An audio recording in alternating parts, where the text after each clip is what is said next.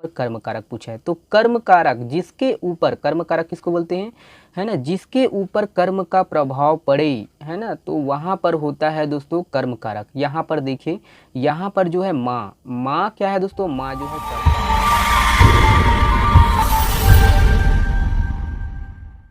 Hello friends, नमस्कार, जय जोहार। मैं CS देवी आपका बहुत बहुत स्वागत करता हूं हमारे इस यूट्यूब चैनल पर। तो दोस्तों आज हम देखेंगे एडीओ के लिए हिंदी के प्रश्न को। महत्वपूर्ण है दोस्तों, बहुत ही स्पेशल है। हिंदी के बहुत सारे MCQ पूर्व में आए हुए प्रश्नों को हम लोग देखेंगे और ये पूर्ण विश्लेषण है दोस्तों। और आज जो पटवारी का एग्ज़ाम हुआ है दोस्तों, उसमें बहुत सारे जो है ना क्वेश्चन है वो पूछे गए थे, जिसमें से दोस्तों आप है ना चैनल पर सपोर्ट करके वीडियो को देखें, MCQ को देखें, तो उसके लिए आपको बहुत बहुत धन्यवाद दोस्तों। आशा करता हूँ कि पटवारी में बहुत हेल्पफुल हुआ हो आपका जो पूर्व में हम लोग चलाए थे कंप्यूटर का MCQ, हिंदी का MCQ। तो बहुत बहुत धन्यवाद दोस्तों, इस चैनल के साथ आप बने रहिएगा। अब एडीओ हम लोग देखेंगे, पटवारी तो हो गया है ना, तो एडीओ का देखेंगे। जितने भी MCQ है पुराने वाले प्रीवियस आए हुए हैं, पूर्ण विश्लेषण करने की कोशिश करेंगे कि किस प्रकार के जो है प्रश्न पूछे जाते हैं। 30 नंबर का जो है प्रश्न पूछे जाते हैं हिंदी का दोस्तों, तो देखेंगे। और चलिए ज़्यादा देरी ना करते हुए दोस्तों हम लोग है ना, पहला प्रश्न आपके सामने है दोस्तों। देखिए, पर्यायवाची शब्द को कहते हैं, तो देखिए यहाँ पर कौन सा सही है, ABC या D। ऑप्शन नंबर कौन सा सही है दोस्तों, ऑप्शन नंबर देखिए यहाँ पर C सही है। पर्यायवाचिक शब्द को क्या कहते हैं, प्रतिशब्द बोलते हैं। अब देखिए, पर्यायवाचिक शब्द किसको बोलते हैं, तो ऐसे शब्द जिनके अर्थ समान हो दोस्तों, उनको पर्यायवाचिक शब्द कहते हैं, याद रखिएगा।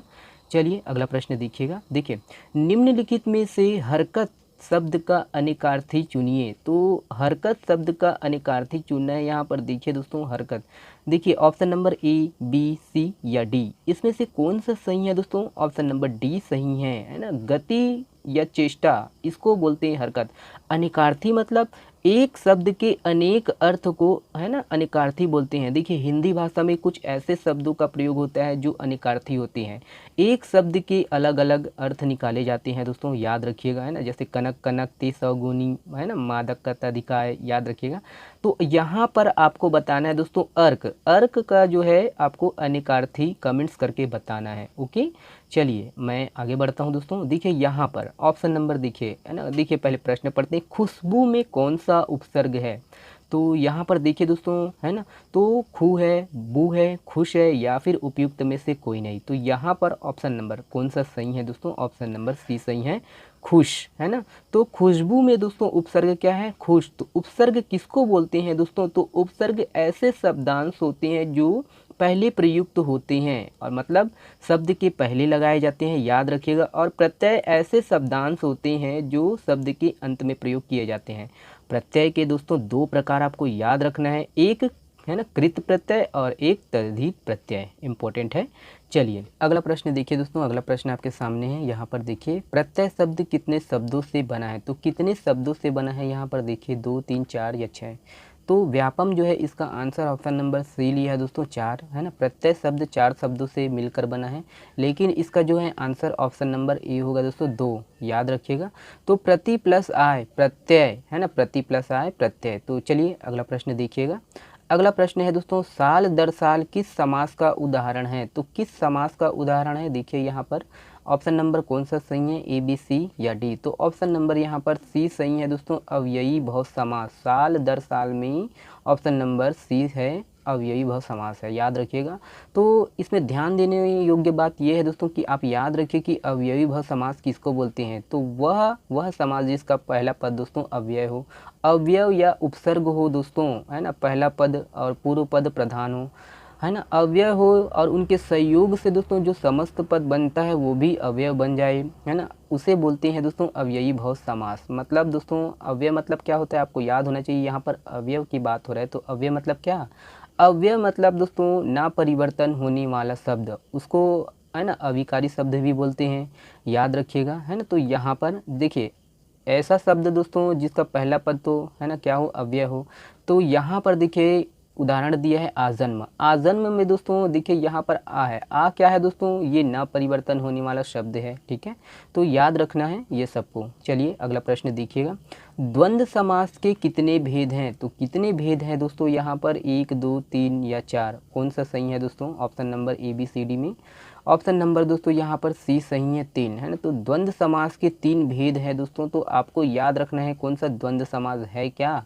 तो देखिए जिस समास में दोस्तों दोनों पद प्रधान हो उसे बोलते हैं दोस्तों द्वंद्व समास, है ना। तो दोनों पद प्रधान हो और दोनों पद दोस्तों प्रधान होने के साथ साथ दोनों पद है ना समान हो। और द्वंद्व मतलब क्या होता है दोस्तों, द्वंद्व मतलब क्या होता है, द्वंद्व मतलब जोड़ा, ठीक है। तो इस समास में दोनों पद को मिलाते समय दोस्तों जो योजक चिन्ह है वो क्या हो जाता है, लुप्त हो जाता है ना। जो योजक चिन्ह किसको बोलते हैं, डेस जो होता है उसको योजक चिन्ह बोलते हैं। और जब समस्त पद हम बनाते हैं इस समास में तो योजक पद जो है वो चिन्ह जो है लुप्त हो जाता है, याद रखिएगा। जैसे यहाँ पर देखिए है ना, उदाहरण दिया है अन्य जल, है ना। तो अन्य जल में अन्य और जल, याद रखिएगा। और द्वंद्व समास के जो भेद हैं वो 3 है, देखिए है ना। तो इतरेतर द्वंद, वैकल्पिक द्वंद और समाहार द्वंद, तो ये सब आपको बनना चाहिए, आपके दिमाग में अपलोड होना चाहिए दोस्तों। चलिए अगला प्रश्न देखिएगा। देखिए जिसका निवारण नहीं किया जा सके के लिए शब्द है, तो जिसका निवारण नहीं किया जा सके के लिए शब्द कौन सा है, देखिए ए बी सी या डी। ऑप्शन नंबर कौन सा सही है दोस्तों, देखिए व्यापम जो है इसका आंसर डी लिया है, अनिवार्य। लेकिन दोस्तों इसका जो आंसर है वो कौन सा होना चाहिए था, बी होना चाहिए था, ठीक है, अनिवारण, ठीक है। तो आपको पढ़ना है दोस्तों अनेक शब्दों के लिए एक शब्द, है ना। तो चलिए आपके लिए प्रश्न है यहाँ पर, देखिए जो उचित समय पर ना हो उसके लिए दोस्तों एक शब्द बताना है, जिसका पार ना हो उसके लिए आपको दोस्तों एक शब्द बताना है। ओके चलिए मैं आगे बढ़ता हूँ दोस्तों। देखिए संज्ञा किस प्रकार का शब्द है, तो किस प्रकार का शब्द है दोस्तों यहाँ पर देखिए, है ना, अविकारी, विकारी, सविकारी, निर्विकारी। तो ऑप्शन नंबर कौन सा सही है दोस्तों, ऑप्शन नंबर यहाँ पर बी सही है। संज्ञा जो है वो विकारी शब्द है ना, याद रखिएगा। तो देखिए यहाँ पर बात हो रही है दोस्तों संज्ञा, तो विकारी शब्द है। विकारी मतलब क्या होता है, जिसमें परिवर्तन किया जा सके। तो विकारी शब्द दोस्तों संज्ञा, है ना, सर्वनाम, विशेषण, इस क्रिया इसका प्रभाव पड़े और जो परिवर्तन हो उसे बोलते हैं दोस्तों विकारी शब्द। जैसे यहाँ पर देखिए अब संज्ञा किसको बोलते हैं, तो आपको तो पता ही है दोस्तों, है ना, व्यक्ति, स्थान, प्राणी, गुण, भाव, है ना, तो इनको बोलते हैं संज्ञा। तो देखिए यहाँ पर विकारी शब्द है, विकारी शब्द जो परिवर्तन हो। जैसे यहाँ पर लड़का दिया है, ठीक है, तो लड़का यहाँ पर दिया है दोस्तों, तो लड़का को इसमें जब विकार उत्पन्न होगा तो लड़का को हम लोग क्या बनाएंगे, लड़का से लड़की भी बन सकता है ना, लड़का से लड़के भी बन सकता है, लड़का से दोस्तों लड़कियां भी या लड़के भी बन सकते हैं, है ना। तो इस प्रकार दोस्तों बन सकता है ना। तो ये उत्पन्न हो रहा है विकार और दोस्तों परिवर्तन हो रहा है, तो याद रखिएगा। और संज्ञा दोस्तों कितने प्रकार के हैं, तो संज्ञा आपको याद रखना है 5 प्रकार के होते हैं। यहाँ पर नाम दिया है दोस्तों, देखिए व्यक्तिवाचक संज्ञा, जातिवाचक संज्ञा, भाववाचक संज्ञा, समूहवाचक संज्ञा, द्रव्यवाचक संज्ञा, ठीक है। सबका डिटेल पढ़ने की आप कोशिश करिएगा। चलिए अगला प्रश्न देखिए, माँ ने बच्चे को बुलाया, यह किस कारक का उदाहरण है। तो माँ ने बच्चे को बुलाया यह किस कारक का उदाहरण है, यहाँ पर देखिए को है ना। देखिए कर्ता कारक है, कर्म कारक है, करण कारक है, अपादान कारक है। तो इसमें से कौन सा सही है दोस्तों, ऑप्शन नंबर बी सही है, कर्म कारक, ठीक है। तो याद रखना है कर्म कारक, यहाँ पर देखेंगे पूरी तरह दोस्तों। देखिए यहाँ पर कर्म कारक पूछा है, तो कर्म कारक जिसके ऊपर, कर्म कारक किसको बोलते हैं, है ना, जिसके ऊपर कर्म का प्रभाव पड़े, है ना, तो वहाँ पर होता है दोस्तों कर्म कारक। यहाँ पर देखिए यहाँ पर जो है माँ, माँ क्या है दोस्तों, माँ जो है कर्ता है और जो बच्चे हैं वो कर्म है और बुलाया जो है वो भी कर्म है, याद रखिएगा, है ना।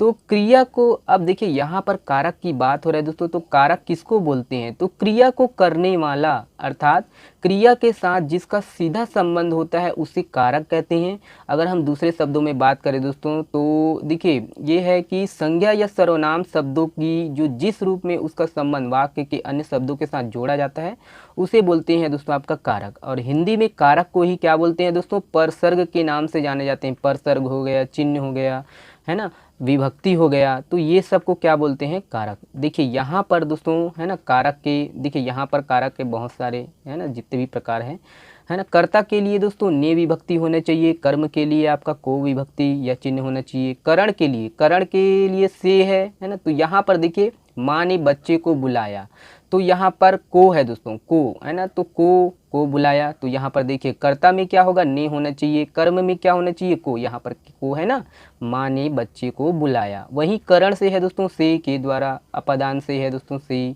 है ना, संप्रदान के लिए है दोस्तों आपका के लिए, संबंध से है काकी, के, रारी, रे, अधिकरण के पर है आपका पर, संबोधन के लिए है ना हे, अरे, अहो, भाग्य, ये है, ठीक है। तो इस प्रकार है दोस्तों, माँ ने बच्चे को बुलाया है, याद रखिएगा।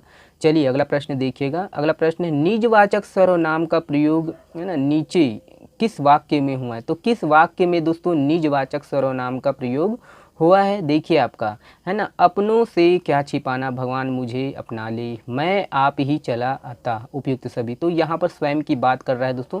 निजवाचक सर्वनाम मतलब दोस्तों ऐसे सर्वनाम जिसमें वक्ता जो है या लेखक स्वयं अपने लिए कहता है, अपने लिए बात करता है, वहाँ होता है निजवाचक सर्वनाम। ठीक है, तो यहाँ पर देखिए मैं आप ही चला आया, ऑप्शन नंबर सी सही है। तो देखिए यहाँ पर मैं आप, वक्ता अपने लिए बात कर रहा है, तो यहाँ पर सी ऑप्शन सही है। तो देखिए है ना, और सर्वनाम कितने प्रकार के होते हैं, तो देखिए यहाँ पर ऑप्शन दिया हुआ है ना। तो 6 के भेद हैं, 6 भेद हैं या फिर 6 प्रकार बोल सकते हो। तो सर्वनाम के 6 भेद या प्रकार हैं। पुरुषवाचक सर्वनाम, निश्चयवाचक सर्वनाम, अनिश्चयवाचक सर्वनाम, प्रश्नवाचक सर्वनाम, संबंधवाचक सर्वनाम, निजवाचक सर्वनाम। तो चलिए ये पार्ट 1 है ना। इसके बाद पार्ट 2 आएगा दोस्तों, पार्ट 3 आएगा। बहुत बहुत धन्यवाद वीडियो को देखने के लिए, शेयर जरूर करिएगा।